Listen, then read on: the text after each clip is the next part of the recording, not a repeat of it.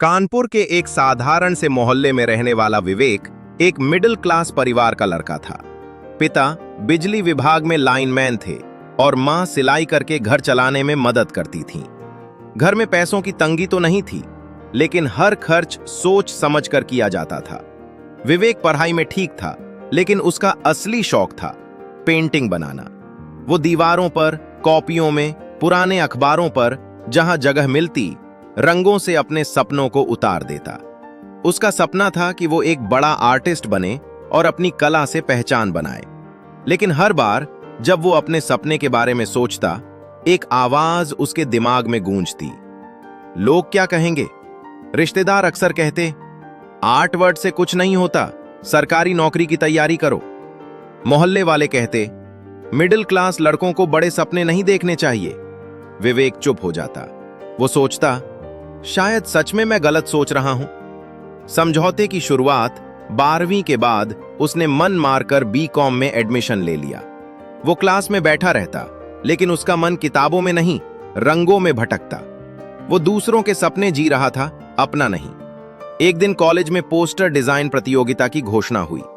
विजेता को शहर की एक बड़ी कंपनी में इंटर्नशिप का मौका मिलना था। विवेक का दिल जोर से धड़कने लगा।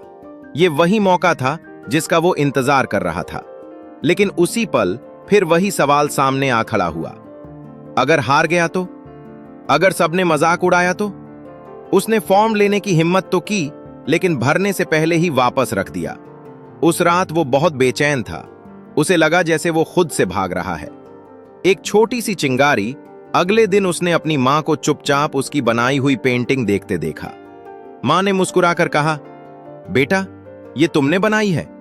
विवेक ने हां में सिर हिलाया। मां ने धीरे से कहा, जब तुम पेंटिंग करते हो ना, तब तुम्हारे चेहरे पर जो खुशी होती है, वो कहीं और नहीं दिखती। लोग तो कुछ भी कहेंगे, लेकिन अगर तुम्हें खुशी मिलती है तो कोशिश जरूर करना। मां की ये बात उसके दिल को छू गई।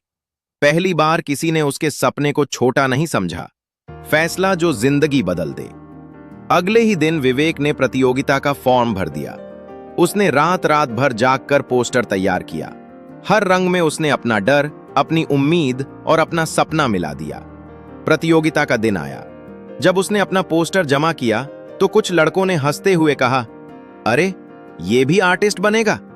पहले जैसा विवेक होता तो शायद वहीं हार मान लेता, लेकिन इस बार उसने सोचा, हंसना उनका काम है, कोशिश करना मेरा।